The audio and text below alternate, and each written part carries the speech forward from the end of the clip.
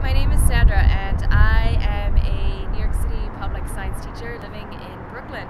I am reading from a statement by Khaled el-Masri, a German citizen of Lebanese descent who was a car salesman before he was detained in December 2003.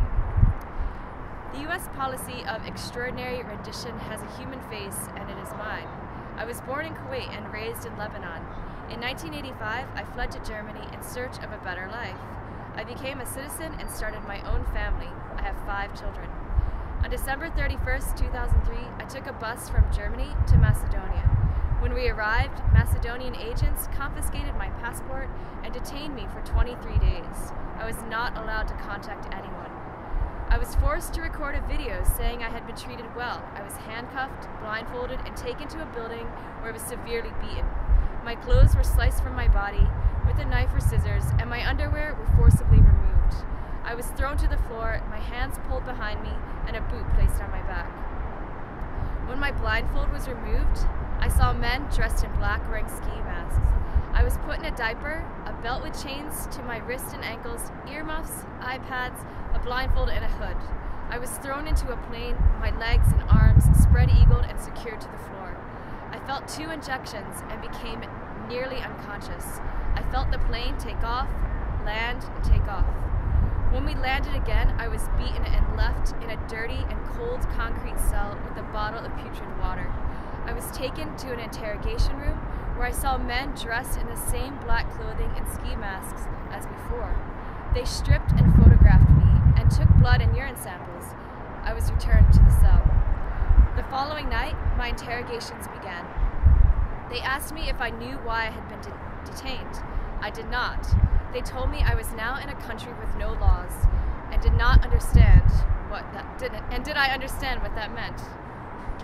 They asked me many times whether I knew the men who were responsible for the September 11th attacks, if I had traveled to Afghanistan, and if I associated with certain people in Germany. I told the truth, that I'd never been in Afghanistan and I'd never been involved in any extremism. I asked repeatedly to meet with a representative of the German government, or a lawyer, or to be brought before a court. My requests were ignored. In desperation, I began a hunger strike. After 27 days without food, I was taken to meet with 2 Americans, the prisoner director and another man referred to as the boss. I pleaded with them to release me or bring me before a court, but the prisoner director replied that he could not release me without permission from Washington. He also said he believed I should be detained in prison. That's bad. He didn't say that. He also...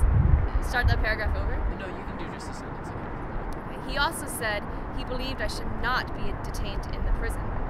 After 37 days without food, I was dragged to the interrogation room, where a feeding tube was forced through my nose and into my stomach. I became extremely ill. I was taken to meet an American who said he had traveled from Washington, who had promised I would soon be released. I was also visited by a German-speaking man who explained that I would be allowed to return home, but warned that I was never to mention what happened because the Americans were determined to keep it secret. Almost 5 months after I was kidnapped, I was again blindfolded, handcuffed, and chained to an airplane seat. I was told we would land in a country other than Germany, but that I would eventually get to Germany. After we landed, I was driven into the mountains. My captors removed my handcuffs and blindfold and told me to walk down a dark, deserted path and not look back. I was afraid I would be shot in the back. I turned a bend and encountered 3 men who asked why I was illegally in Albania. They took me to the airport where I bought a ticket home. My wallet had been returned to me. I had long hair, a beard, and I'd lost 60 pounds. My wife and children had gone to Lebanon, believing I had abandoned them. We are all now together in Germany. I still do not know why this happened to me. I've been told that the American Secretary of State, Condoleezza Rice, confirmed in a meeting with German Chancellor that my case was a mistake, and that American officials later denied she said this. No one from the American government has ever contacted me or offered me any explanation or apology for the pain they caused me. I'm Sandra and I'm a New York City public high school teacher. I live in Brooklyn. Currently we are facing the Brooklyn Bridge, which is near my work. This place represents America to me because it's where I come every day. I commute to work with young people, young Americans, and of course seeing the flag certainly is a reminder that I'm in this country and doing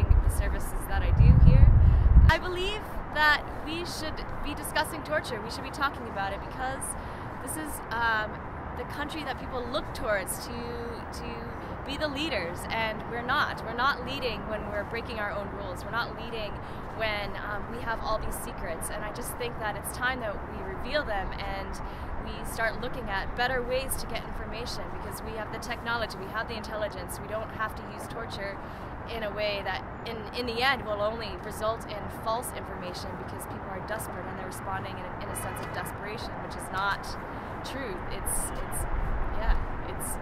desperation, I guess. So that's what I want to say.